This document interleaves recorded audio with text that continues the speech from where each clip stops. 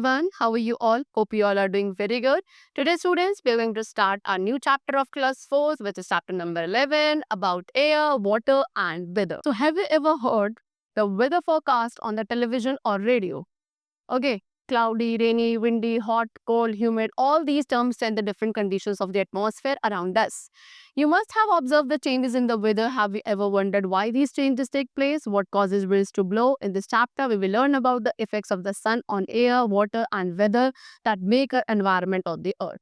So, students, क्या आपने कभी रेडियो और टेलीविजन पे वेदर फोरकास्ट के बारे में सुना है? जैसे कि क्लाउडी, रेनी, विंडी, हॉट, कोल्ड, ह्यूमिड, ये सभी वो टर्म्स हैं जो कि किसको डिस्क्राइब करने के लिए हमारे अराउंड जो एटमॉस्फेयर है उसको डिस्क्राइब करने के लिए यूज किया जाते हैं। ठीक है, आपने देखा होगा वेदर में बहुत फ्रीक्वेंटली चेंजेस आते रहते हैं। But have you ever wondered कि कैसे ये वेदर में चेंजेस आते हैं, किसकी वजह से विंड्स ब्लो कर पाती हैं। सो इस चैप्टर में हम लोग सन के जो इफेक्ट्स होते हैं एयर, वाटर या वेदर पे, जिसकी वजह से हमारे अर्थ का एनवायरनमेंट बनता है, उन्हीं इफेक्ट्स को डिस्कस करेंगे। Number 1, weather and climate. सबसे पहले वेदर एंड क्लाइमेट पढ़ेंगे। Weather is a condition of the atmosphere of a place at a particular time in terms of temperature, wind, moisture and air pressure. Okay, so whether क्या है? हमारे atmosphere, किसी भी place का जो atmospheric condition है एक पर्टिकुलर टाइम पे, चाहे वो टेम्परेचर हो, विंड, मॉइस्चर, एयर प्रेशर, किसी भी टर्म्स में हो, उसे वेदर कहा जाता है। Weather hot, cold, windy, dry, humid कुछ भी हो सकता है। Average weather patterns over a long period of time is known as the climate of that place. ठीक है, किसी भी एक लॉन्ग पीरियड ऑफ टाइम तक जो एवरेज वेदर कंडीशंस रहती हैं उसे उस प्लेस का क्लाइमेट कहा जाता है। वेदर एंड क्लाइमेट के बीच में जो की डिफरेंस होता है, मेन डिफरेंस होता है, that is what, while weather changes every day depending on temperature, rainfall and wind condition. क्या डिफरेंस है वेदर एंड क्लाइमेट के बीच में? कि वेदर जो है वो हर रोज चेंज होता है, डिपेंड करता है कि दिन का टेम्परेचर, रेनफॉल या विंड कंडीशंस क्या है। जबकि क्लाइमेट जो है वो इतनी जल्दी चेंज नहीं होता। फॉर एग्जाम्पल, दिल्ली का जो क्लाइमेट है in the month of May, वो कैसा रहता है? हॉट रहता है। लेकिन 15th ऑफ मई में जो वेदर होगा वो आपका क्लाउडी भी हो सकता है एंड प्रेजेंट हो सकता है। Weather is impacted by the sun. Weather का जो इम्पैक्ट पड़ता है, वेदर पे इम्पैक्ट किसका पड़ता है? सन का पड़ता है, बिकॉज जितने भी पैरामीटर्स हैं वेदर के, like temperature, wind, air pressure, humidity, ये सभी सन से ही इन्फ्लुएंस होते हैं। Now let us take a better look at this, the sun's role in weather changes. सबसे मेन जो रोल है वेदर में आने वाले चेंजेस का, वो किसका है? सन का है। और अर्थ इज अ स्फेयर। हमारा अर्थ क्या एक स्फेयर है जो कि अपने एक्सिस पे थोड़ा सा टिल्टेड रहता है। The sun rays are therefore distributed unevenly on the earth. और इस तरीके से सन की जो रे है वो क्या होती है? डिस्ट्रीब्यूटेड है अर्थ सरफेस के ऊपर, लेकिन इवनली नहीं, unevenly. And as a result earth की जो हीटिंग है वो डिफरेंट होती है in different places.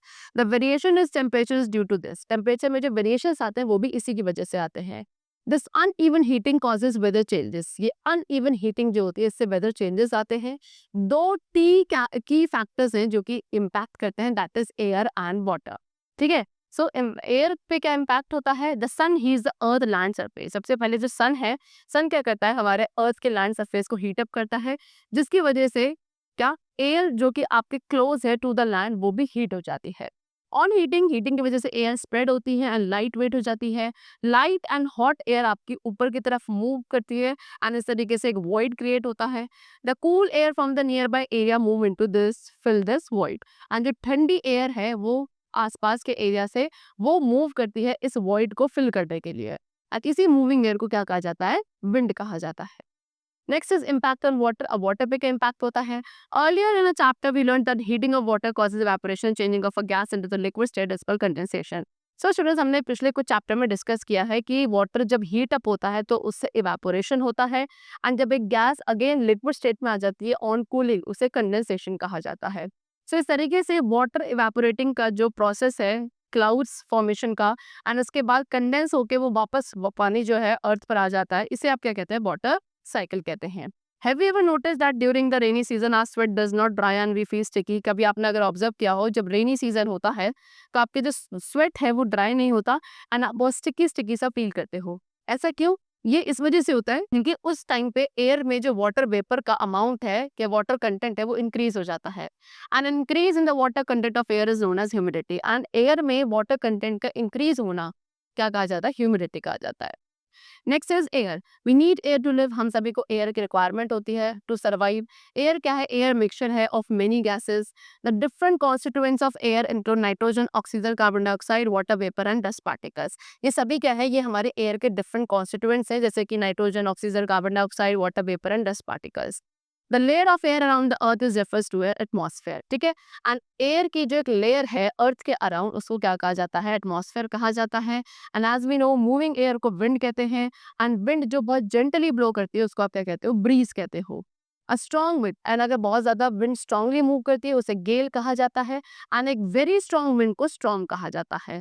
A storm accompanied by lightning and thunder is refer to a thunderstorm, and एक ऐसा स्टॉर्म जिसके साथ लाइटनिंग एंड थंडर भी होता है उसे आप थंडरस्टॉर्म कहते हो। एंड किसी भी एक प्लेस का जो वेदर है वो बहुत ज्यादा डिपेंड करता है किस पे? विंड पे भी। Next is sea breeze. Sea breeze क्या है? A coastal breeze that blows from the sea towards the land is called sea breeze. एक कोस्टल ब्रीज जो कि सी से लैंड के टुवर्ड्स मूव करती है उसे हम सी ब्रीज कहते हैं, जो कि यूजुअली डे टाइम पे होती है। Earth land surface get heated more quickly than the water surface. Students, earth का जो लैंड सरफेस है वो ज़्यादा जल्दी हीट अप हो जाता है as compare to water surface. And इसीलिए डे टाइम पे सन की हीट की वजह से जो लैंड के ऊपर एयर है वो वार्म हो जाती है, लाइटर होने की वजह से राइज अप होती है। एंड जो सी के ऊपर पूल एयर है वो तुरंत रश करती है उसके प्लेस को ऑक्यूपाई करने के लिए, इस तरीके से sea breeze. Next is land breeze. Land breeze is a coastal breeze, वो कोस्टल ब्रीज जो कि लैंड से सी के टुवर्ड्स ब्लो करती है, स्पेशली आपका नाइट टाइम पे, इसे कहा जाता है क्या? Land breeze. Okay, the land surface of the earth cools down faster than it's water surface. अब नाइट टाइम पे जो लैंड सरफेस है अर्थ का वो ज्यादा जल्दी कूल डाउन होता है as compare to water surface. इसीलिए जब नाइट होती है, रात होती है, तब वार्म एयर जो कि सी के ऊपर है वो राइज अप होती है, एंड लैंड के जो कूल एयर है वो ब्लो करती है उस एम्प्टी स्पेस को ऑक्यूपाई करने के लिए, उस वैकेंट स्पेस को फिल अप करने के लिए। इस तरीके से land breeze occur. Now next we have the topic which is water. About 2/3 of the surface is covered with water. हमारे अर्थ का 2/3 सरफेस यानी कि 70% सरफेस जो है वो वाटर से कवर्ड है। वाटर आपका लेक, पॉन्ड, रिवर, ओशन, सी सभी जगह पाउंड किया जाता है। अंडरग्राउंड वाटर की फॉर्म में भी है। Water changes state on heating and cooling. Water जो है हीटिंग एंड कूलिंग पर अपनी स्टेट भी चेंज कर लेता है। So first of all we have evaporation. The heat of the sun changes water into water vapour. As we all know कि sun की हीट की वजह से वाटर जो है वाटर वेपर में चेंज हो जाता है। इसी प्रोसेस को इवेपोरेशन कहा जाता है। The process of evaporation becomes faster, and evaporation का प्रोसेस जो है काफी फास्टली होने लगता है when the weather is hot. अगर वेदर बहुत ज्यादा हॉट हो जाता है यानी कि टेम्परेचर हाई है तो इवेपोरेशन रेट बढ़ जाता है। वेदर अगर विंडी है यानी कि हवा चल रही है तो भी इवेपोरेशन ज्यादा होता है। When the expose surface of water is very large, अगर सरफेस एरिया जो है जहाँ पे इवेपोरेशन हो रहा है वो ज्यादा है, लार्ज है, तो भी इवेपोरेशन रेट ज्यादा होता है। And when the air is dry, अगर एयर ड्राई होगी तो भी इवेपोरेशन रेट ज्यादा होगा। The increase in water vapour content of the air makes a weather humid. लेकिन अगर आपके एयर में वाटर वेपर का कंटेंट इंक्रीज हो जाता है उससे वेदर ह्यूमिड हो जाता है एंड इवेपोरेशन रेट कम हो जाता है। Next is condensation. You must have observed that when we boil water in a panel, cover it with a lid, we find tiny droplets of water on the underside of the lid. This is because water vapor changes back into water and this process is called condensation. So students, आपने observe किया होगा जब आप पहले एक pan में water को boil करते हो, बॉईल करने के बाद उस पैन को आपने एक लिड के थ्रू कवर कर दिया एंड थोड़ी देर बाद जब आप उस लिड को क्या करोगे, उठाओगे, तो आप क्या देखोगे, उस लिड के अंडर साइड आपको कुछ वाटर ड्रॉपलेट्स दिख रही हैं। ऐसा क्यों हो रहा है? ऐसा इसलिए हुआ बिकॉज जो वाटर वेपर आपके राइज होते थे वो जैसे ही एक कूल सरफेस को स्ट्राइक कर रहे हैं तो वो क्या हो रहा है, कंडेंस होकर अगेन वाटर ड्रॉपलेट्स में चेंज हो जाते हैं। एंड इसी प्रोसेस को जहाँ पे water vapour changes into water on cooling, इसे कंडेंसेशन कहा जाता है। सो कंडेंसेशन जो है स्टूडेंट्स एक रिवर्स प्रोसेस है इवेपोरेशन का। इन नेचर में वाटर वेपर आपका कंडेंस होता है into water in many ways, जैसे कि rain, dew and snow. Clouds are form when water vapour rise up in the atmosphere. Clouds का फॉर्मेशन भी कब होता है? जब वाटर वेपर हमारे एटमॉस्फेयर में ऊपर की तरफ जाता है एंड हाई ऑल्टीट्यूड पे जाके कंडेंस होकर दोबारा से वाटर ड्रॉपलेट्स में चेंज हो जाता है। यही वाटर ड्रॉपलेट्स जब बड़ी होती चली जाती हैं, सारे वाटर ड्रॉपलेट्स नीचे आ जाती है as a form of rain. फिर उसके बाद different forms in which water vapour condenses in nature are as follow. उसके बाद डिफरेंट फॉर्म्स है जिसमें आपका वाटर वेपर कंडेंस होता है नेचर में। They have been given to you. Number 1 rain. Water vapour rise up and form clouds. तो water vapour ऊपर की तरफ राइज अप होते हैं एंड क्लाउड्स बना लेते हैं। उसके बाद ये कूल हो जाते हैं छोटे छोटे वाटर ड्रॉपलेट्स में एंड यही वाटर ड्रॉपलेट्स आपकी काफी बिगर ग्रो करती हैं एंड नीचे फॉल करती हैं as rain. Then fog. Fog क्या है? It is form when the thick clouds of tiny water drops from just above land of water. जब काफी थिक क्लाउड्स बनते हैं छोटे छोटे वाटर ड्रॉपलेट्स के just above land of water, तो फॉग बनता है। देन ड्यू, ड्यू कब बनता है? जब हमारे एयर में वाटर वेपर कंडेंस होता है ग्राउंड पर या किसी भी बाकी सरफेसेस पे, तो ये आपको छोटे छोटे ड्रॉप्स की तरह दिखते हैं, जिसे आप ड्यू कहते हैं। ऑन कोल्ड विंटर मॉर्निंग्स पे आप देख सकते हो ग्रास एंड लीव्स के ऊपर कुछ ड्यू ड्रॉप्स देखने को मिलती है। फ्रॉस्ट क्या, when it is very cold, जब बहुत ज्यादा ठंड होती है तो जो ड्यू की ड्रॉप्स है वो फ्रीज हो जाती है छोटी छोटी आइस क्रिस्टल्स बनाने के लिए, इसे फ्रॉस्ट कहा जाता है। Hail, in very cold regions, जब वहाँ बहुत ज्यादा ठंड होती है वहां पे रेन ड्रॉप्स फ्रीज हो जाती हैं, अर्थ सरफेस पे फॉल करती हैं as hail. Next is snow, when water vapour suddenly cool, जब वाटर वेपर सडनली कूल हो जाता है तो वो फ्रीज होके छोटी छोटी व्हाइट स्नोफ्लेक्स बना लेता है, वो ही हमारे अर्थ पे फॉल करती हैं as a form of. Now purification of water, rain water is the purest form of water. Students, rain water जो है बारिश का पानी सबसे प्योरेस्ट फॉर्म ऑफ वाटर है। वेल्स एंड रिवर्स में वाटर के अंदर काफी सारी सॉल्यूबल और इनसॉल्यूबल इम्प्योरिटीज होती हैं, so before drinking we should purify it, इसलिए उस पानी को पीने से पहले हमें उसे प्योरीफाई करना चाहिए। सब कैसे वाटर को प्योरीफाई किया जा सकता है? They have given you some of the methods. Number 1, boiling. Boiling is the simplest way, सबसे सिंपल वे है वाटर को प्योरीफाई करने के लिए आपको वाटर बॉईल कर सकते हैं आप फॉर 2 to 3 मिनट्स, एटलीस्ट 2 से 3 मिनट के लिए आप वाटर को बॉईल कीजिए, उससे जितने भी जर्म्स है उसके अंदर दे ऑल विल। नेक्स्ट है sedimentation and decantation. So when water has insoluble impurities, जब पानी के अंदर कुछ इनसॉल्युबल इंप्योरिटीज होती है, यानी कि वो इंप्योरिटीज जो पानी में डिसॉल्व नहीं हो सकती, तो तब आपको क्या करना है, वाटर को अलाउ करना है to stand for some time, उसको बिना डिस्टर्ब के थोड़ी देर आप पानी को छोड़ देंगे। तो जितनी भी इंप्योरिटीज आपकी हैवी हैं देन वाटर, वो सारी क्या वाटर के बॉटम में, ठीक है, सेटल हो जाएंगी एंड ऊपर जो सारा पानी है वो क्लियर आपको दिखने लगेगा। इसी प्रोसेस को, जिसमें इंप्योरिटीज को नीचे सेटल कर दिया जाता है, इस प्रोसेस को सेडिमेंटेशन कहा जाता है। Then water is poured out very gently, इसके बाद आप उस ऊपर वाले पानी को बहुत ही जेंटली क्या करेंगे, विदाउट डिस्टर्बिंग, नीचे जो इम्प्योरिटी सेटल हो चुकी है उन्हें डिस्टर्ब किए बिना ऊपर के क्लियर वाटर को बहुत ही जेंटली आप दूसरे वेसल में पोर करेंगे। ओके, इस तरीके से क्या होगा, ये जो प्रोसेस होता है जहाँ पे हम वाटर की इम्प्योरिटीज को रिमूव कर रहे हैं उसे डिकेंटेशन कहा जाएगा। बट दिस वाटर में still have a lot of impurity, अब जो पानी आपको दूसरे वेसल में मिला है उसमें अभी भी काफी सारी इंप्योरिटीज है, लेकिन वो कैसी है, सॉल्युबल इंप्योरिटीज है। Next is filtration. फिल्ट्रेशन क्या है? The process of purifying water. अब वाटर को प्योरीफाई करने का प्रोसेस जहाँ पे हम वाटर को एक फाइन क्लॉथ या फिल्टर पेपर के थ्रू पास करके फिल्टर करते हैं या प्योरीफाई करते हैं, उस मेथड को कहा जाता है फिल्ट्रेशन। द सॉलिड इंप्योरिटीज, इसमें क्या होता है, जितनी भी सॉलिड इंप्योरिटीज है वो सारी आपकी कलेक्ट हो जाती है, जिसे आप रेसिड्यू कहते हैं।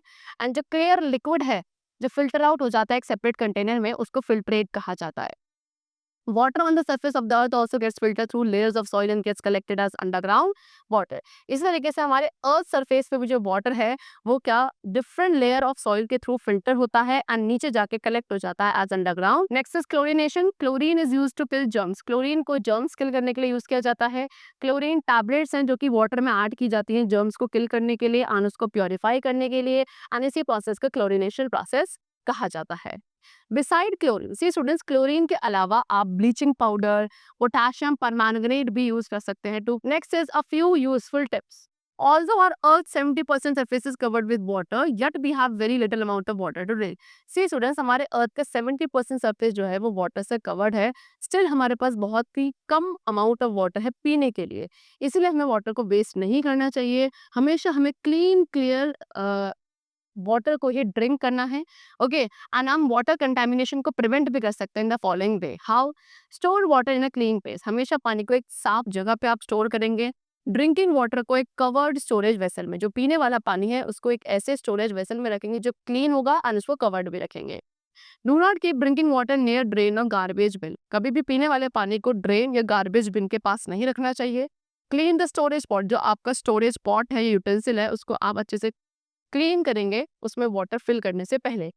क्लीन अ वाटर स्टोरेज टैंक रेगुलरली, आपका जो वाटर स्टोरेज टैंक है उसे भी आप क्या करेंगे, रेगुलरली क्लीन क्या करेंगे।